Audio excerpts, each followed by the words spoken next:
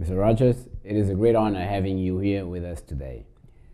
Lots of entrepreneurs are lost without a sense of direction, and when you don't know what you don't know, you suffer.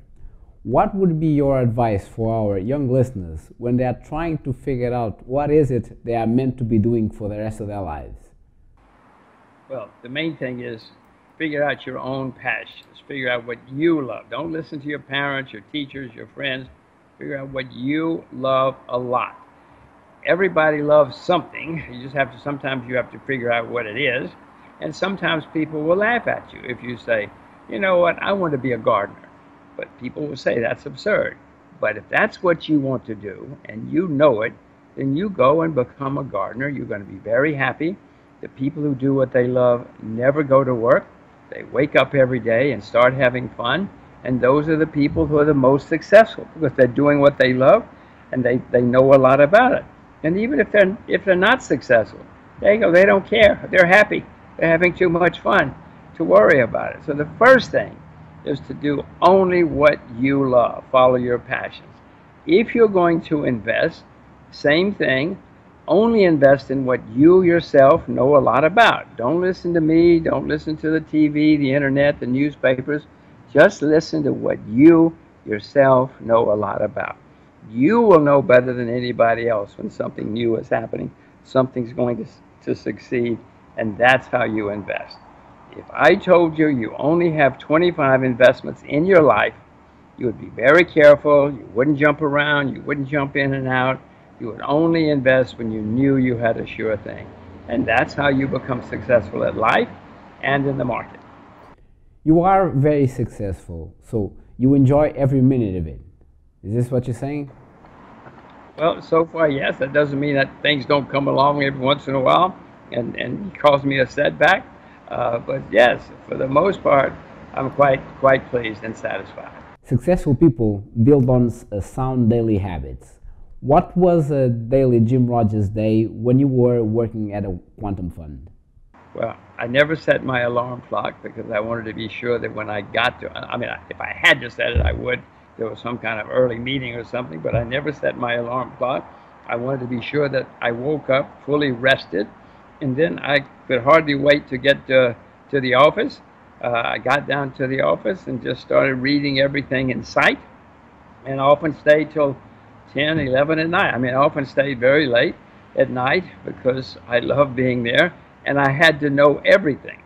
Diego, I felt I had to know everything in order to succeed because the world is always changing. And what's true today may not be correct tomorrow. So you have to stay on top of everything. But I loved doing it. It was a wonderful, wonderful puzzle, me against the world. You advocate working hard, doing a thorough due diligence, and getting to the bottom of things. Does it become easier with time?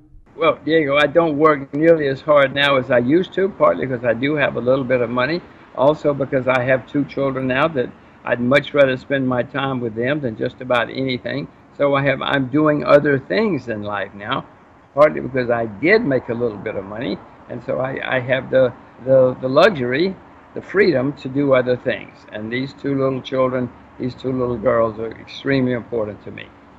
Entrepreneurs get sidetracked sometimes and work on the wrong things. So when you are working on a line of thought, how long do you stick to it until you see that you must be ready to switch? Oh, of course. I said before, the world is always changing. Everything we think today is not going to be true in 15 years, maybe not even in 15 minutes. So, no, you have to constantly stay on top of everything, and you have to constantly prod and check and look, because everybody makes mistakes, especially me. So, yeah, you have to double check to make sure you haven't made a mistake. Everyone has strengths and weaknesses, because if you are super creative, you might be very reliable, and the other way around, you might be super analytical but not be a creative person. So, because one comes with the other. So, do you work with the team on a certain challenge and tackle it from different perspectives, or you like doing it all by yourself? I'm pretty much a loner. I do things myself. I don't rely on other people. Nearly every time I do rely on somebody else or get a suggestion from someone else, I lose money. I don't know why it is, but I lose enough money on my own. I don't need other people because they make me lose even more. But you do have to keep checking, prodding, turning things over to be sure you're right. One way I do that, I try to read newspaper or news sources from more than one place. If you read one newspaper, you will pretty quickly learn they have their own biases. But if you read four or five, or get your news from four or five different sources, you will find there are many different points of view. You put them together, and maybe you'll come up with the right answer. So you keep double checking everything, as you keep saying to yourself. You might be wrong because this is the way that you are. Is this what you're saying? Certainly do. I wish I did more sometimes, but I certainly still do it. I know what I'm supposed to do, and I try to do it. Because you are the way you are, and you know yourself and how you approach things, right? Well, I have been here before. I've been doing this for 50 years. So, you know, it's not some things I don't have to really start. I know where Belgium is. I know where Australia is. Sure. I know what coal is. I know what steel is. You know, a lot of things that I already have in my own brain from 50 years of experience. But that doesn't, so it cuts down some of the time that I used to have to put in long ago, but I still have to put in time and effort. We get this question a lot. Entrepreneurs don't usually hire people because they don't have a lot of money, and they don't develop their companies because they don't hire people. Can you share your thoughts on this one? Everybody has to find their own way, Diego. I used to listen to other people, as I told you, partly because I thought, well, they're older, they're more experienced, they're probably smarter than me. So I used to listen to a lot of people. I don't do that anymore, I explained before. But everybody has to find their own way. I know people who have big research departments or big staffs, and they do very well having a lot of people working with them. You have to find your own way. Don't follow me, don't follow anybody. Figure out your own way, and then you'll be successful. Usually, smart people keep to themselves, as they don't connect with people because they usually don't find lots of common ground. Were you like this when you were younger? Who knows what I did when I was young? I made plenty of mistakes. I still make plenty of mistakes. As I said, I would find things either by reading or looking out the window or observing, seeing something new or something changing, and then I would start trying to figure out what's happening here, what has happened. You must understand the past in order to understand the present and much less the future. So I have to figure out what has been going on with this industry, this company, this person, whatever, and then I have to build the case to the present and then hopefully to the future. Coming back to the economy, it's becoming pretty clear that China is taking over. We are also witnessing the rise of emerging economies like Nigeria. What do you think will happen to the US as they keep printing money as a fix-all solution? And also your thoughts on Europe. Well, I don't particularly like saying this. I'm an American citizen, voter, taxpayer, etc. But America has peaked, certainly on a relative basis, if not an absolute basis. We are in decline. We're the largest debtor nation in the history of the world. We have troops in over 120 countries, which are not doing us any good. They're making us enemies around the world. So unfortunately, America has seen its best days. This has happened to many other countries in history, Spain, France, England. I mean, the list goes on and on and on and on. So it's happening to us now. It will happen to other people in the future. Yes, China's on the rise, but Diego, China will have plenty of problems. Don't worry. There'll be plenty of failures and problems in China as it rises, just as there were in the United States. Can you share your thoughts on this concept of nominal negative interest rates? Well, first of all, it's never happened in history. Second, it is not working. It has not worked. It's a little bit of a ludicrous proposition, if you ask me, but many academics are ludicrous and bureaucrats are ludicrous. It's not working. It has not worked. It's not going to work. And when we start making the recovery, going back to reality, oh, Diego, we are all going to suffer very, very badly. Looking at the Shiller's PE, we can see that the S&P 500 is still in correction territory. Are we looking at 1929 levels? Well, it's certainly going to be the worst in our lifetime. There's no question about that. I don't know, you're comparing it to 1929. History does rhyme, it doesn't always repeat itself, but we're certainly going to have horrendous problems in the economy and financial markets worldwide. Looking at the present state of the economy, the tech is a pretty crowded place today. Do you think we are in bubble territory in the tech space? Also, do you think people will start going back to the basics like agriculture? Well, we're certainly having bubbles in various parts of the world economy, the bond market, American college education. There are a few bubbles, European football clubs. There are a few bubbles around.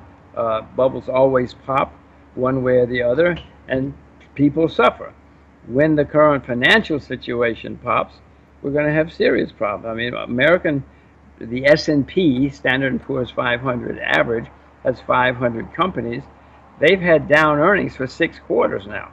The stocks keep, well, a very few concentrated big companies keep going up, which drags the averages up.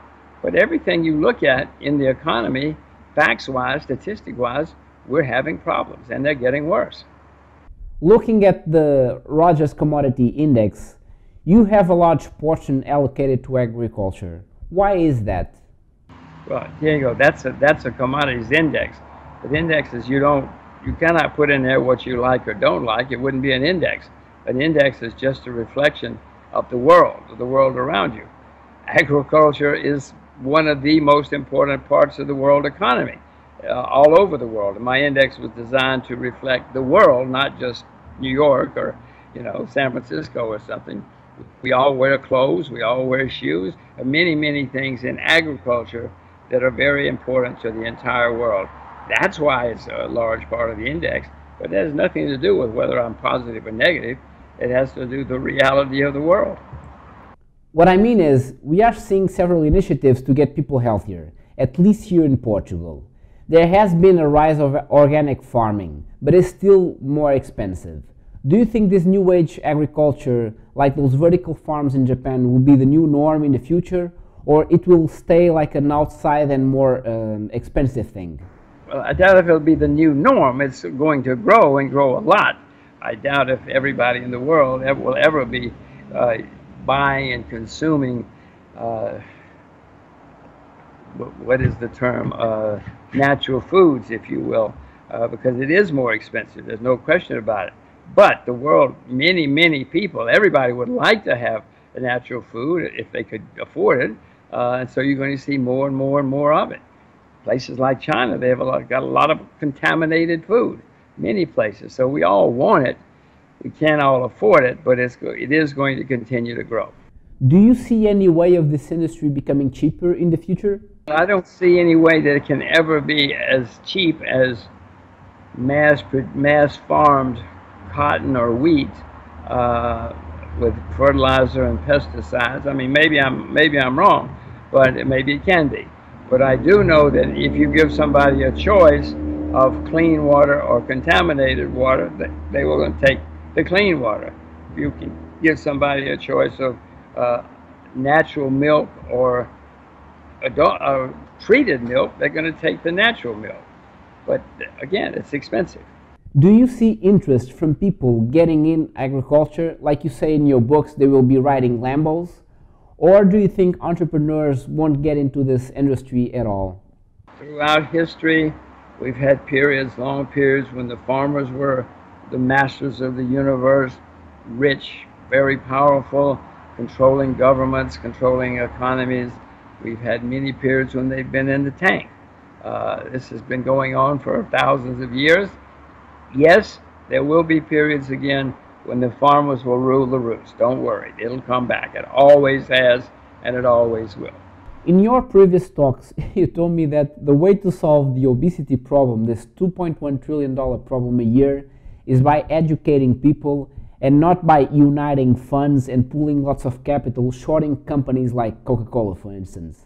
But if we did that, we'd be putting people's health interests before our own. Isn't this a catch-22? Well, I mean, more and more people understand that some lifestyles are not healthy, and that some foods are not healthy. And as people learn and are more educated, they change their behavior. There's no question about that. Many people eat much less sugar now than they did before. Fewer people smoke than they did before. So as we learn, mankind has always changed its habits, and it's happening again. Nothing unusual about it. More education teaches people more, and they react. Mr. Rogers, all your books are mandatory for listeners. When you wrote A Gift to My Children, what was the most important thing, the one thing that they just must know? You must be curious and think for yourself. You must think independently. It's hard to do. You must be curious about everything you read and hear, and then you do your own independent thinking, because the conventional wisdom is rarely, if ever, right. I also want them to learn to beware of boys.